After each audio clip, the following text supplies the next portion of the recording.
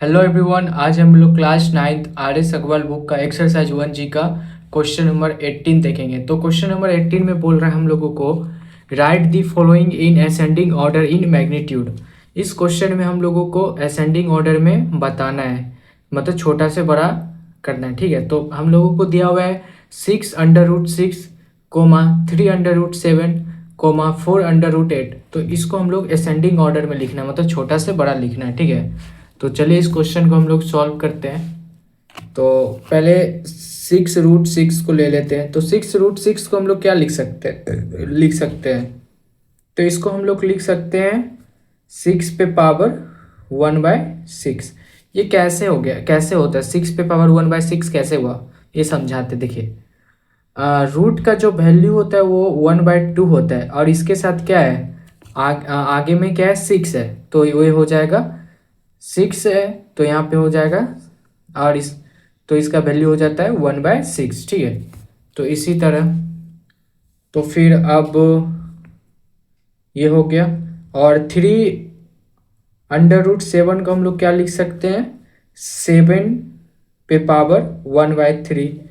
और 4√8 को हम लोग क्या लिखेंगे, 8 पे पावर 1/4।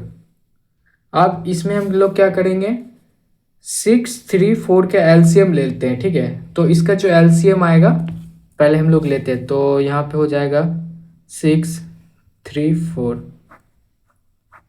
तो 2 के टेबल से 3 टाइम्स 3, और 2 के टेबल से 4 2 टाइम्स, 3 के टेबल से 1 1 2।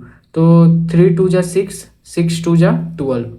तो इसका एलसीएम आ गया 12। तो यहाँ पे हम लोग लिख देते हैं एलसीएम ऑफ 6, 3 एंड 4 इज 12। ठीक है, अब हम लोग इसको देखते हैं। तो यहाँ पे पहले अब हम लोग इसको सॉल्व करते हैं। तो यहाँ पे क्या है, तो यहाँ पे हम लोगों का है 6√6 को हम लोग क्या लिखे थे, 6 पे पावर 1/6। देखिए 1/6 को हम लोगों को ऐसा डिजिट से मल्टीप्लाई करना है जो कि 12 जो कि नीचे में 12 आ जाए, क्योंकि ये सब का एलसीएम हम लोगों का 12 आया है, तो हम लोगों का नीचे में 12 आना है। इसका भी, और 3√7 का भी, 4√8 का भी ऐसा डिजिट से मल्टीप्लाई करेंगे जिसका नीचे में हम लोगों का, मतलब नीचे बोले तो डिनोमिनेटर में हम लोगों का 12 आ जाए। अगर इसको हम लोग 2 से मल्टीपल करते हैं ऊपर भी नीचे, तो 12 आ जाएगा। तो इसको हम लोग देखते हैं। तो यहाँ पे हो जाएगा हम लोगों का 6 पे पावर 2 मल्टीपल 1 2, 6 2 जा 12।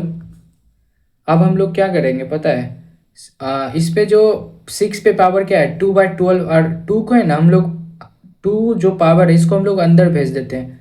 तो यहाँ पे हो जाएगा 6 पे पावर 2, और तो यहाँ पे क्या बचा 1/12।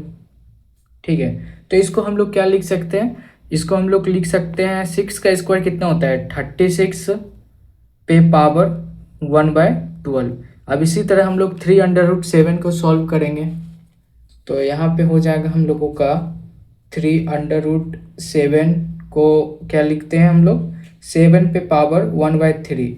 इसको हम लोगों को ऐसा डिजिट से मल्टीपल करना है जो कि डिनोमिनेटर में हम लोगों का 12 आ जाए। तो इसको हम लोग 4 से मल्टीपल करते हैं, तो 4/4 से मल्टीपल करेंगे।